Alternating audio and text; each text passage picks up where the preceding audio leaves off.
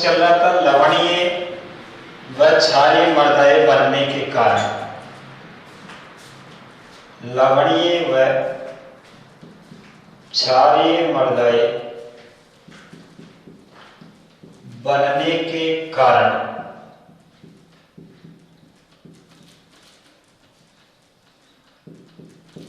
देखिए पीछे आपको बता दिए अम्लीय मृदाएं बनने के क्या कारण थे, और अब यहां पर पढ़ेंगे लवणीय व क्षारीय मृदाएं बनने के क्या कारण। तो पहले कारण की अपन बात करें तो वो है पैतृक पदार्थ की प्रवृत्ति। पैतृक पदार्थ की प्रवृत्ति। दूसरा है वर्षा की कमी। तीसरा है खारे पानी से सिंचाई।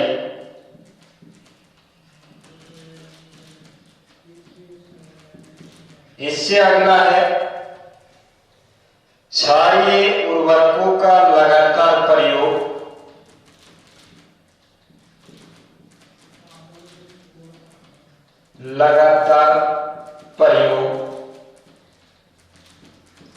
इससे आगे रहेगा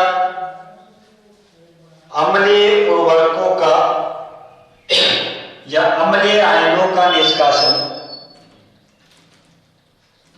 अम्लीय आयनों का निष्कासन और जल निकास की कमी।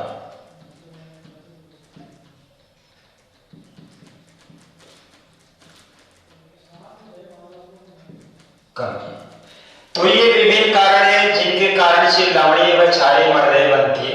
अगर किसी मिट्टी का जो पैतृक पदार्थ की प्रवृत्ति लवणीय या क्षारीय, जैसे हमने अम्लीय में बताया ग्रेनाइट जिसकी प्रवृत्ति क्या है अम्लीय, तो उससे जो मिट्टी बनेगी वो अम्लीय होगी। इसी प्रकार पैतृक पदार्थ अगर क्षारीय प्रवृत्ति या लवणीय प्रवृत्ति का है तो उससे बनने वाली मिट्टी की प्रवृत्ति भी लवणीय या क्षारीय।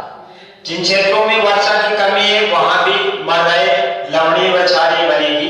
खारे पानी से, ये थोड़ा सा आपको ध्यान रखना है, कई बार पूछ लिया गया है। खारे पानी से सिंचाई एक प्रमुख कारण है लवणीय व क्षारीय मृदाएं बनने का।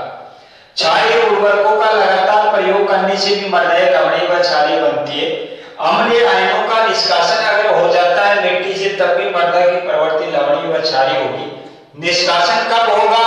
जब क्षारीय आयनों की सांद्रता अधिक होगी तब कम सांद्रता वाले आयनों का निष्कासन हो जाता है। अंतिम में जल निकास की कमी, ये भी मृदा को लवणीय व क्षारीय बनने का कारण होता है। इसके बाद अपन पढ़ेंगे लवणीय व क्षारीय मृदाओं को सुधारने के उपाय। उपायों में अपन कई उपाय इसमें आते हैं, लेकिन जो एग्जाम में मुख्य रूप से पूछा जाता है उस उपाय के बारे में अपन डिस्कशन करेंगे। जैसे लवणीय क्षारीय मृदाओं को सुधारने के कई उपाय है। भौतिक उपाय,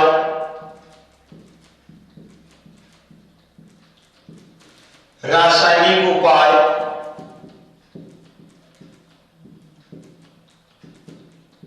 जैविक उपाय और लास्ट है सस्य उपाय। अब ये 3-4 उपाय हैं जिनके माध्यम से अपन लवणीय व क्षारीय मृदाओं को सुधार सकते हैं। जैसे भौतिक उपाय की बात करें तो इसमें आएगा जैसे लवणों को खुरचना,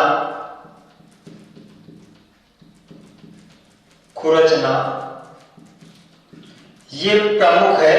इसमें क्या करते हैं, खेत में पानी भर देते हैं जिससे लवण पानी में घुल के ऊपर आ जाते हैं, और जब वो सूख के एक परत बनाते हैं जैसे नमक की क्यार तैयार होती है उस प्रकार से एक परत बन जाती है, जिसके कारण उस परत को अपन खुरच के अलग कर लेते हैं। दूसरा है लवणों को घोलकर खेत में, जिसे अपन बोलते हैं, दूसरा उपाय में आएगा निक्षालन या लीचिंग।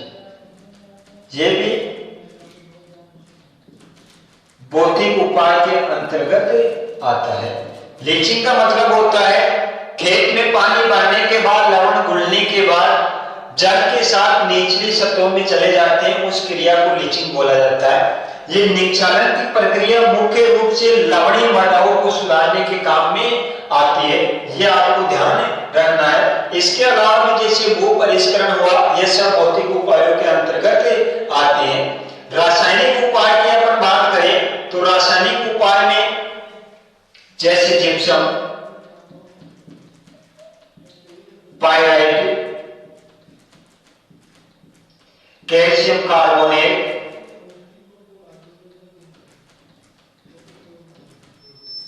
ये कुछ रसायन है जिनके माध्यम से भी अपन लवणीय और क्षारीय मृदाओं को सुधार सकते हैं। इनको खेत में प्रयोग करके इन मृदाओं को सुधारा जा सकता है। जैविक उपाय में जैसे हरी खाद के लिए फसलें, सनी, ढैंचा, इनको खेत में उगा के अपन इनको सुधार सकते हैं। प्रेस मड या मोलासिस, इसका प्रयोग करके भी अपन लवणीय व क्षारीय मृदाओं को सुधार सकते हैं। शस्य उपायों में अपन कई उपाय करते हैं, जैसे बोने की विधि, सीड्रिल विधि से अपने को बीज बुआई करनी चाहिए। किस समय अपने को बीज बोना चाहिए, समय का निर्धारण होना चाहिए। बीज दर हमेशा लवणीय क्षारीय मृदाओं में बीज दर अधिक लेते हैं सामान्य मृदाओं की तुलना में। उर्वरक भी इन मृदाओं में सामान्य मृदाओं की तुलना में अधिक काम में लेते हैं, जो सभी शस्य विधियों के अंतर्गत आते हैं। इसके बाद बोने की विधि भी, जैसे R/P की दूरी अपने को किस प्रकार से रखनी है। उसके बाद लवणीय और क्षारीय मृदाओं में उगने वाली फसलों को अपन चयन करते हैं, उन्हीं फसलों को उगाते हैं। जैसे अधिक लवण सहनशील फसलें हैं, जो हुआ, चुकंदर हुआ, इनको अपने को ऐसी मृदाओं में उगाना चाहिए। कुछ फसलें हैं जिनकी किस्में होती है लवण प्रभावित, जैसे बात करें जो कि बिलाड़ा 2 है, खाचिया 65 गेहूं की है, इन किस्मों को अपने को इस प्रकार की मृदाओं में उगाना चाहिए। तो ये था लवणीय और क्षारीय मृदाओं को सुधारने के उपाय। इनको अभी अपन डिस्क्रिप्शन में पढ़ेंगे। तो 3 मुख्य उपाय आपको ध्यान रखना है। अम्लीय मृदाओं को सुधारने के लिए चूना, क्षारीय मृदाओं को सुधारने के लिए जिप्सम और लवणीय मृदाओं को सुधारने के लिए निक्षालन या लीचिंग, ये प्रमुख उपाय। अब आगे आपको जो आज का ये टॉपिक पढ़ाया गया है उसके बारे में मुख्य चीजें राइट अप करवाई जाएगी, जिसको आपको नोट कर लेना है।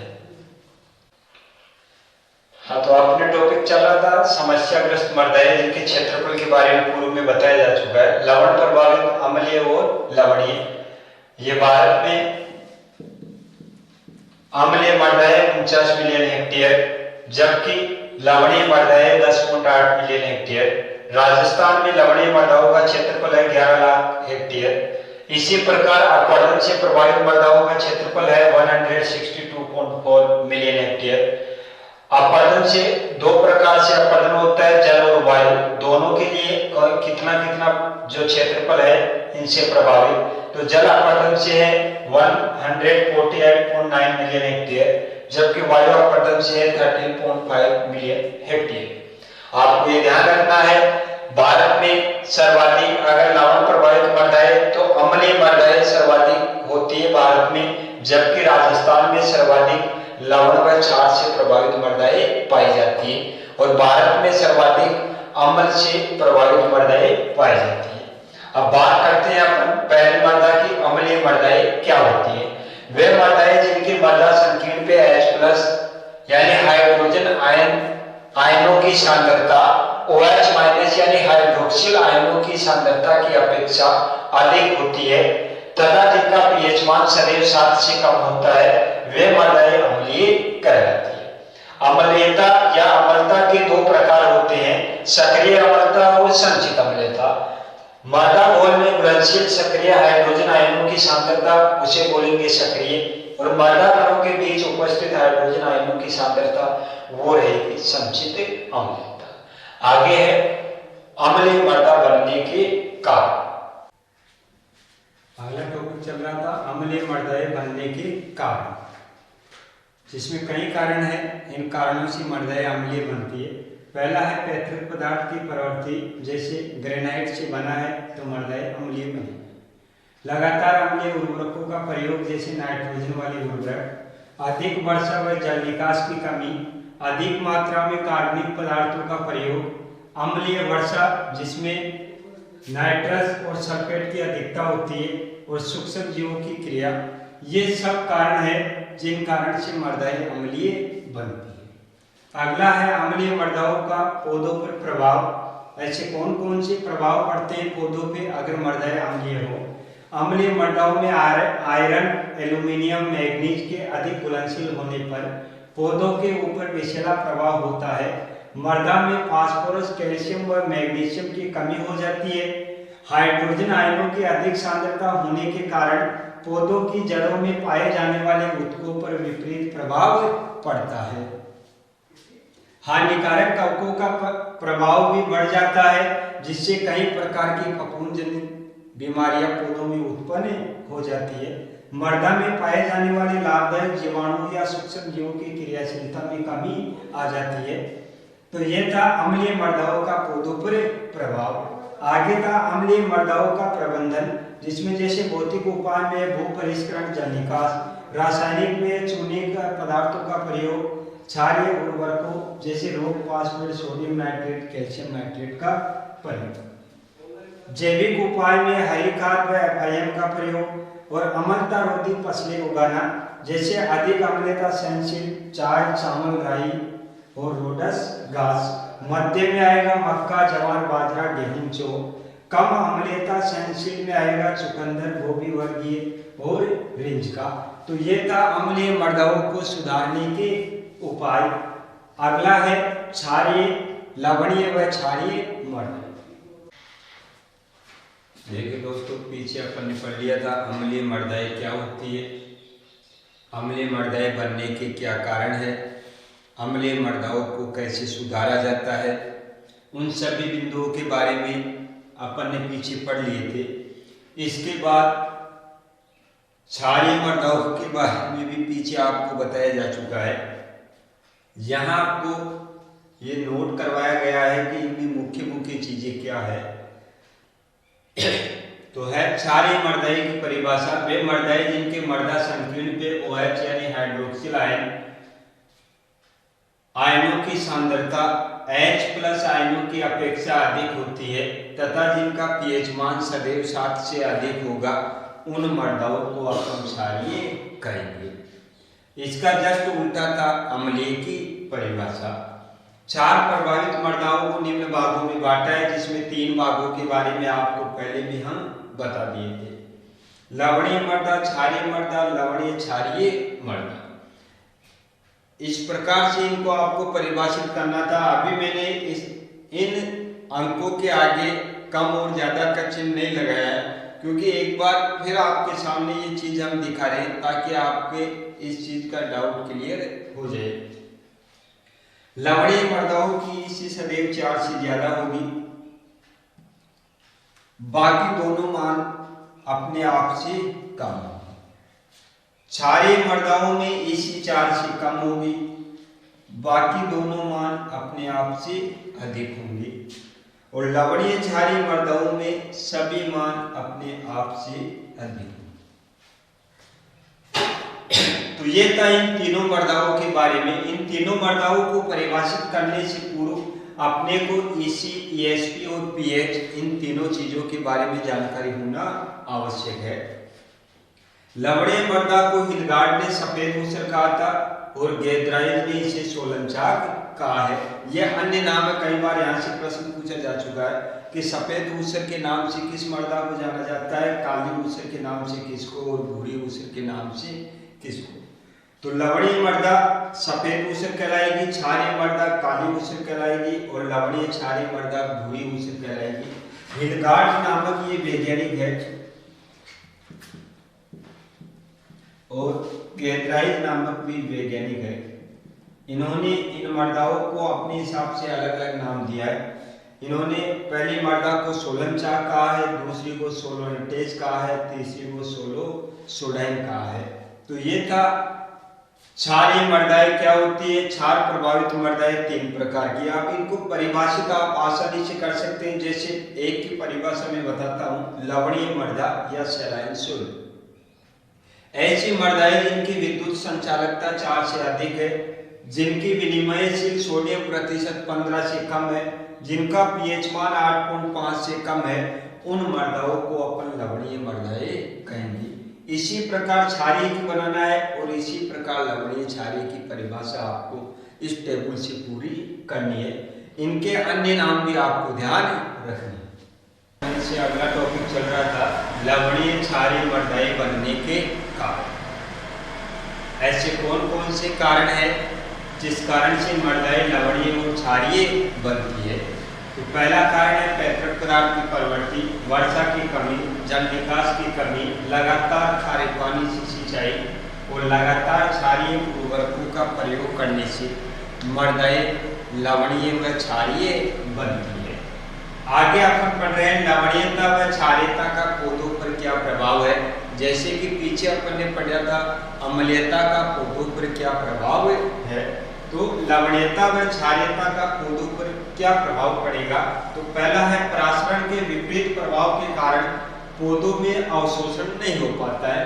अगर ऐसी कंडीशन होती है तो परासरण के विपरीत प्रभाव आता है, जिस कारण अवशोषण की क्रिया नहीं हो पाती है पौधे में, और अवशोषण नहीं होगा तो ना तो पौधा पोषक तत्व ग्रहण करेगा, ना जल ग्रहण करेगा और पौधे का विकास नहीं होगा।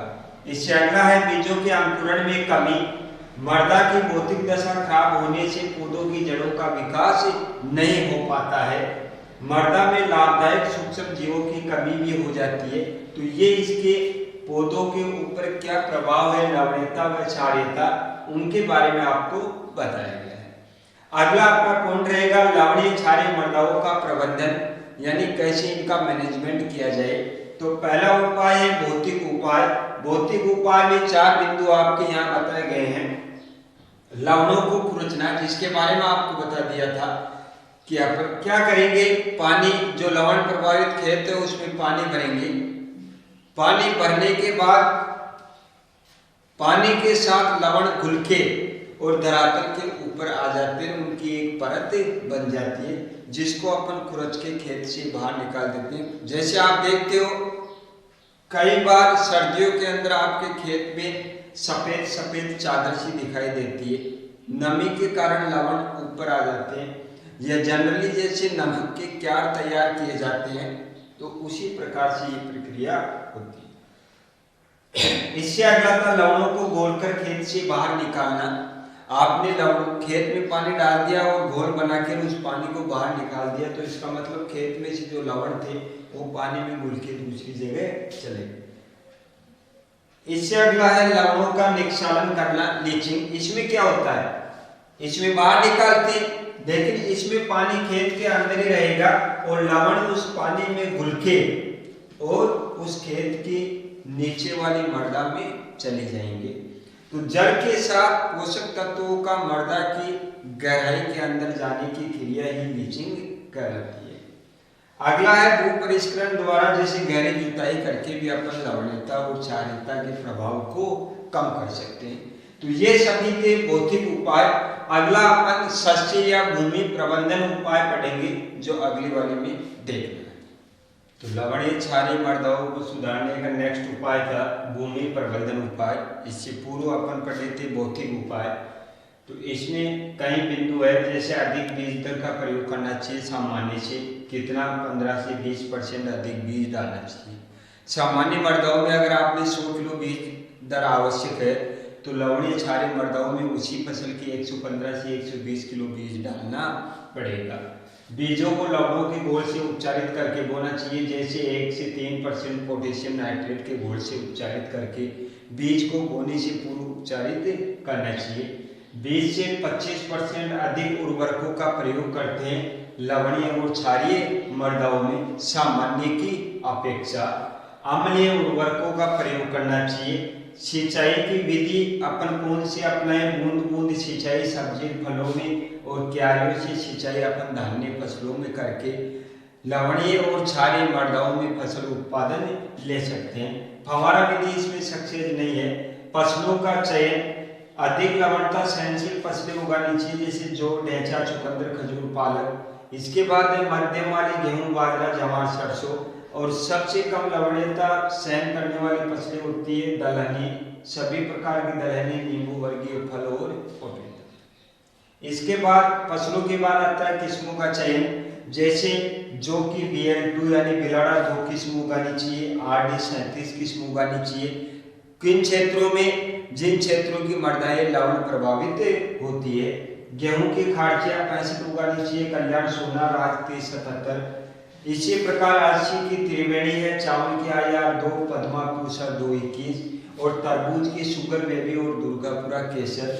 ये प्रमुख फसलों की प्रमुख किस्म है जो लवणीय और क्षारीय मृदाओं में आसानी से उगाई जा सकती है और अपन उनसे उत्पादन ले सकते हैं। इससे अगला उपाय है लवणीय क्षारीय मृदाओं को सुधारने का जैविक उपाय, जिसमें हरी खाद का प्रयोग करके अपन इनको सुधार सकते हैं। प्रेस मड या मोलासिस, जो औद्योगिक इकाइयों से गन्ने के द्वारा निकलने वाला जो बाई प्रोडक्ट है वो प्रेस मड या मोलासिस कहलाता है। उसको खेत में डाल के भी मृदा की लवणीयता और क्षारीयता को कम किया जा सकता है। हरी खाद में अपन फसल लेते हैं जैसे ढैंचा, सनई, लोबिया इत्यादि। इन फसलों को उगा के अपन हरी खाद में काम में लें तो इससे मृदा की लवणीयता और क्षारीयता में सुधार आता है। रासायनिक उपायों में है जैसे मृदा सुधारक में जिप्सम, पायराइट, गंधक, कैल्शियम कार्बोनेट, इनका अपन प्रयोग करके और मृदा को सुधार सकते हैं। जिप्सम बहुत इंपॉर्टेंट है, क्षारीय मृदाओं को सुधारने का मुख्य उपाय जिप्सम है, जबकि लवणीय मृदाओं को सुधारने का मुख्य उपाय निक्षालन है। इसमें भी आपको ध्यान रखना है रासायनिक उपाय केवल किनके लिए यूज होता है, जनरली क्षारीय मृदाओं के लिए।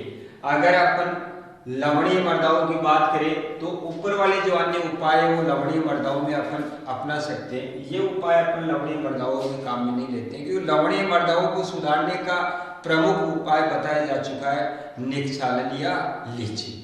जो निक्षालन और लीचिंग की क्रिया अपन भौतिक वाले उपाय में आ चुकी है। भौतिक उपाय जनरली लवणीय मृदा में प्रयोग होता है।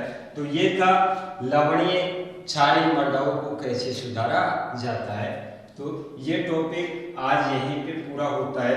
इसमें आपको बताया गया है कि समस्याग्रस्त मृदाएं कौन कौन सी है, जिसमें आपको अपर्दन से प्रभावित बताए हैं और क्षार से प्रभावित बताए हैं। अपर्दन से प्रभावित मृदाओं का क्षेत्रफल आपको बताया गया था शुरू में। क्षार से प्रभावित मृदाएं दो प्रकार की है, अम्लीय और क्षारीय। अम्लीय मृदाओं के बारे में आपको बता दिया, परिभाषा क्या होती है, यह कैसे बनती है और इनको कैसे सुधारा जाता है और इनका पौधों पे क्या प्रभाव पड़ता है, ये पीछे आपको बता दिया गया है। इसके बाद था लवणीय क्षारीय मृदाएं। इसमें क्षारीय मृदाएं क्या होती है, क्षारीय मृदाओं की परिभाषा क्या होती है, इसके बारे में आपको बता दिया गया है। क्षार प्रभावित मृदाएं तीन प्रकार की होती है, लवणीय, क्षारीय और लवणीय क्षारीय। तीनों की परिभाषा आपको बता दी गई है। इन तीनों की परिभाषा अपन तीन लक्षणों के आधार पर देते हैं। एक है इलेक्ट्रॉन कंडक्टिविटी, विद्युत संचालकता। दूसरा है विनिमयशील सोडियम परसेंट, जिसे ESP बोलते हैं। और तीसरा है pH। इन तीनों लक्षणों को ध्यान में रखते हुए लवणीय, क्षारीय और लवणीय क्षारीय मृदाओं को परिभाषित किया गया था, जो एक सारणी आपको बना के उसमें बताया गया था। हिलगार्ड और गेल्ड्रोइज दो वैज्ञानिक थे जिन्होंने इनको अलग अलग नाम दिया था, वो नाम भी आपको ध्यान रखना था। इसके बाद आता है कि लवणीय क्षारीय मृदाओं को सुधारने के क्या क्या उपाय है, जिनमें विभिन्न उपाय आपको बता दिए। जैसा पहले भौतिक उपाय में आया था, खुरचना, लवणों को घोलकर बाहर निकालना, लवणों को घोल के निक्षालन करना, ये सब भौतिक उपायों में आते हैं। उसके बाद भूमि प्रबंधन या सस्य उपाय जिसे अपन बोलते हैं, उसमें आपको लिखाया गया है कि बीज दर सामान्य से ज्यादा लेनी चाहिए, उर्वरक सामान्य से ज्यादा लेना चाहिए, कौन कौन सी फसलें इन क्षेत्रों में बोनी चाहिए। जो कौन से उपाय में आ गया है, सस्य या भूमि प्रबंधन। इससे अगला था जैविक उपाय, जिसमें हरी खाद, ढैंचा, सनई, लोबिया, इनको उगा के और खेत में अपन दबा दे, उस क्रिया को हरी खाद बोलते हैं। प्रेस मड जो भी उद्योगों से गन्ना का जो बाई प्रोडक्ट होता है उसे प्रेस मड अपन या सीरा कहते हैं। इसका प्रयोग भी अपने खेत में करके लवणीयता और क्षारीयता को कम कर सकते। रासायनिक में जिप्सम, पाइराइट, गंधक, कैल्शियम कार्बोनेट। जिप्सम का रासायनिक सूत्र CaSO4 और जिप्सम में 29.2% कैल्शियम और 18.6% सल्फर पाया जाता है। ये भी बहुत बार एग्जाम में पूछा जा चुका है। तो ये दोस्तों आज का ये टॉपिक यहीं पे पूरा हो चुका है। अगला टॉपिक अपन अगले वीडियो के साथ आएंगे। कौन सा टॉपिक अपने को पढ़ना है, तो दोस्तों ये पीछे के सभी जो वीडियोज है उनको आपको हमारे YouTube channel Akshay education genre इसको सब्सक्राइब करना है, शेयर करना है और ज़्यादा से ज़्यादा स्टूडेंट्स को इस चैनल्स के बारे में बताना है। इन वीडियोज को ज़्यादा से ज़्यादा अपने दोस्तों के अंदर शेयर करना है। हो सकता है किसी बच्चे को इसमें से कुछ चीज़ें मिल जाए और वो उसके काम आ जाए। तो आपको ये इतनी सी मेहनत करनी है कि जितना आपका सहयोग होगा उतना ही हम लोग सफल होंगे और जितना हमारा सहयोग आपको होगा उतना ही आप लोग सफल होंगे। तो आपको ये ध्यान रखना है कि हमारे YouTube channel Akshay education genre को आपको सब्सक्राइब करना है और अपने दोस्तों के पास इन वीडियोज को शेयर करना है। किसी भी प्रकार की कृषि विषय से संबंधित अगर आपकी समस्या हो तो हमारे लिंक पे आपको कमेंट लिख देना है कि हमें इस चीज़ के बारे में नहीं समझ में आया है या हमें इस चीज़ को समझना है, ताकि उसका वीडियो बना के हम आपके पास शेयर कर सके। तो किसी भी प्रकार की कृषि से संबंधित अगर कोई समस्या हो तो आपको हमारे को सुझाव देना है ताकि हम उसको आपके समाधान कर सके समस्या का। जय हिंद, जय भारत।